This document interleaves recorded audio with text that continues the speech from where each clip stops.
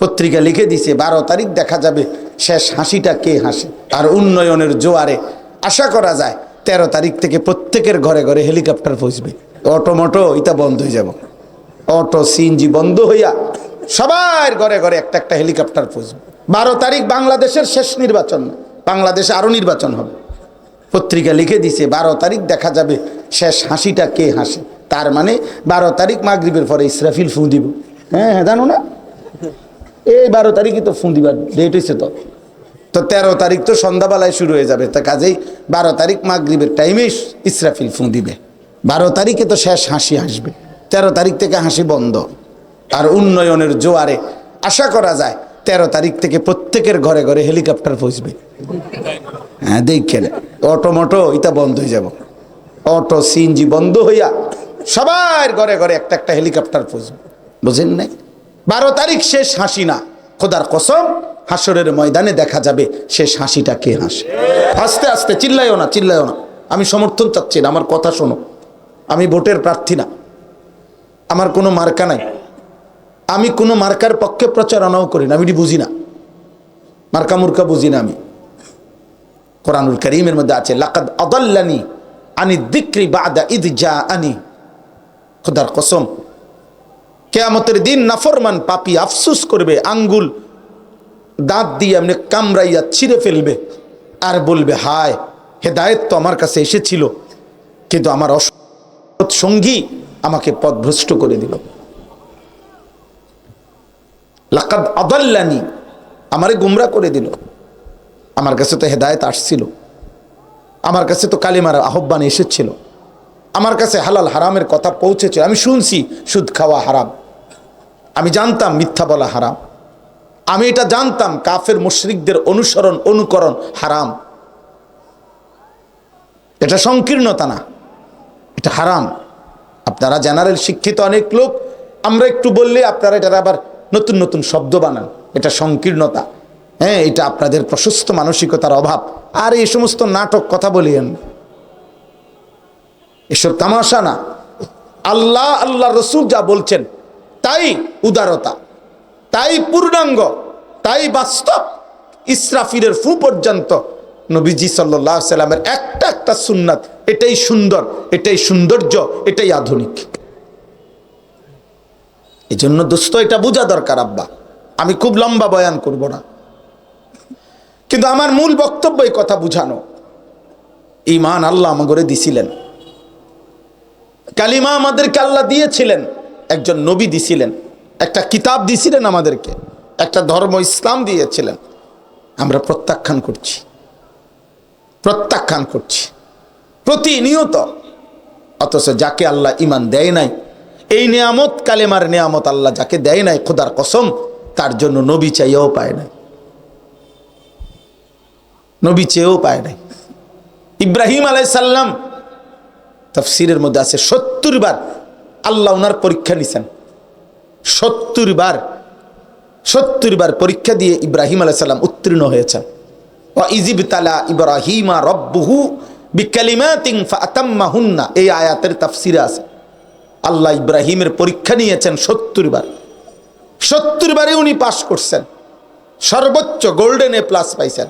কিন্তু 70 বার উত্তীর্ণ হওয়ার পরে আল্লাহ নিজে বলছেন আপনি আমার খলিল, বন্ধু।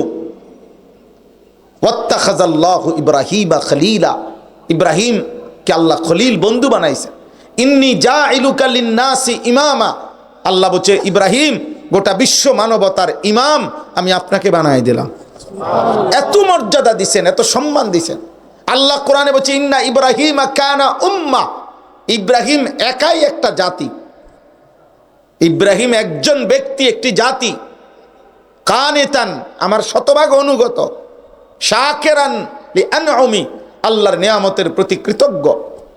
ইজতাবাহু ওয়া হাদাহু ইলা সিরাতিন মুস্তাকিম, আমি আল্লাহ তাকে মনোনীত করেছি, আমি তাকে প্রত্যেক কাজে সিরাতে মুস্তাকিম আমি আল্লাহ নিজে দেখাইছি।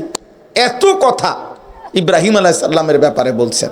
সেই ইব্রাহিম শতবার, হাজারো বার, লাখো বার ওনার আব্বা আজরকে কালেমা পড়াইতে চাইছেন, আল্লাহর কাছে হাত তুলে দোয়া করছেন। কোরআন শরীফ আছে রব্বি হাবিলি হুকমান ওয়া আলহিকনি বিস-সালিহিন ওয়াগফির লি আবি, আল্লাহ আমার আব্বারে মাফ করে দেন। আমি ইব্রাহিম মাওলা, আমি আপনার বন্ধু মাওলা, আমি জীবনটা আপনার পরীক্ষা দিছি, আমি নমরুদের আগুনের কুণ্ডুলির সামনেও আপনারে ভুলি নাই, আপনারে ভুলি নাই। ফেরেশতারা পর্যন্ত সাহায্য করতে চাইছে, ইব্রাহিম আলাইহিস সালাম বলছে না ফেরেশতা তোমরাও সরো, আমার আল্লাহই যথেষ্ট। এটা তাফসীরে আছে। কিন্তু আল্লাহ বলছে না ইব্রাহিম, তুমি আমার খলিল, তুমি ইমাম, তুমি জাতি, তোমার সব মর্যাদা ঠিক আছে, ভালোবাসা ঠিক আছে, কিন্তু আমি সিদ্ধান্ত তোমার বাবার ঈমান দেব না, দেব না তো দেবই না। তো ঈমানদার হয় নাই। কি মনে করছে, কি ভাবছেন? নূহ আলাইহিস সালাম 950 বছর, 950 বছর এক টানা মানুষকে আল্লাহর দিকে ডাকছেন। আমরা বললাম তো আমরা 2 দিনে ক্লান্ত হয়ে গেছি।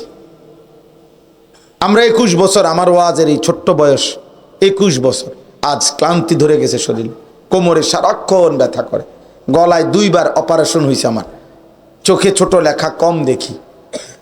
তাইলে 21 বছরের ভিতরে যদি এতটা ক্লান্ত হয়ে যায়, এতটা রোগাক্রান্ত হয়ে যায়, 950 বছর তিনি মানুষকে আল্লাহর কথা বলছে। 950 বছর, কোরআনের আয়াত, ফালাবিসা ফীহিম আলফা সানাতিন ইল্লা 50 আমা। আল্লাহ বলেন 950 বছর উম্মতের মাঝে নূহ বলে গেছে ছিলেন।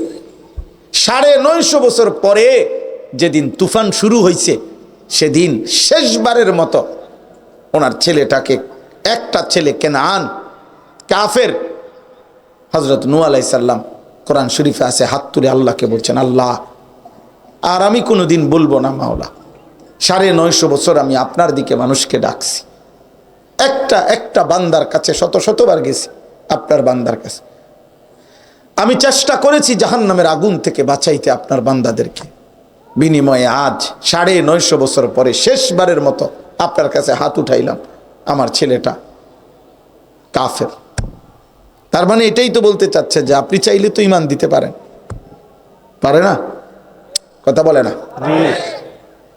950 বছরের অবদানের দিকে তাকাইয়া আল্লাহ চাইলে পারে না? মালিক বলছে না। কোরআনে আছে নূহ আলাইহিস সালাম হাত তুলে দোয়া করছে, রব্বি ইন্না ইবনি মিন আহলি ওয়া ইন্না ওয়া'দাকাল হক ওয়া আনতা আহকামুল হাকিমিন। আমার ছেলে মাওলা, আমার সন্তান এটা। আল্লাহ বলছে ইয়া নূহ ইন্নাহু লাইসা মিন আহলি, হে নূহ এটা তোমার সন্তান নয়, ইন্নাহু আমালুন গায়রু সালিহ, এটা বেআমল, এটা নাফরমান, নাফরমান মুমিনের সন্তান হয় না।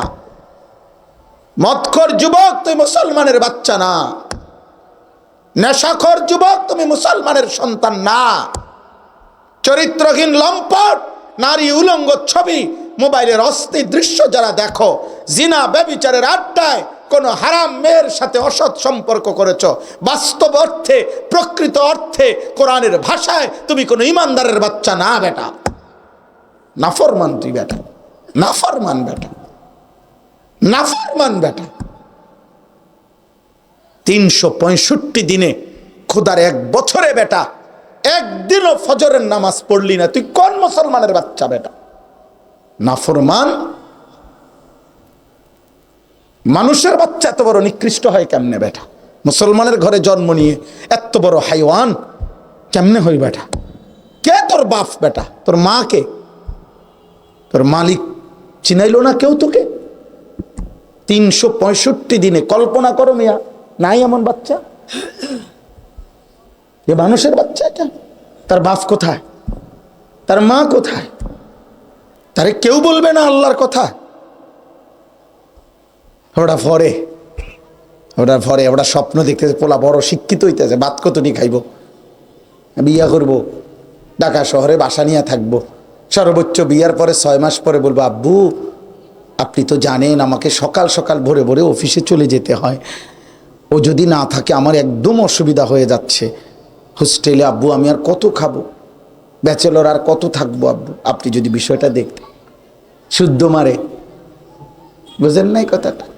শুদ্ধ কয়, হ্যাঁ শুদ্ধ কথা বলতে বলতে ওই বুড়া বাপ মা আবার আগের মতো জীবন। আহা, আফসোসের ব্যাপার, আফসোসের ব্যাপার। আল্লাহ চিনাইলেন কই? 16 বৎসর বাচ্চাটা পড়লো, মুসলমানের বাচ্চা, একটা লাইন আল্লাহর কোরআন দেখে দেখে পড়তে পারে না। ওই বাচ্চা ছেলেটার দিকে দেখা, আরে মুসলমান, আপনারা যারা আল্লাহর কোরআন সাইয়া দেখে এক লাইন শুদ্ধ পড়তে পারেন না, আপনাদের ঘৃণা হওয়া উচিত, লজ্জা হওয়া উচিত। সেই আপনারা লজ্জা, এটা আপনাদের জন্য মিয়া।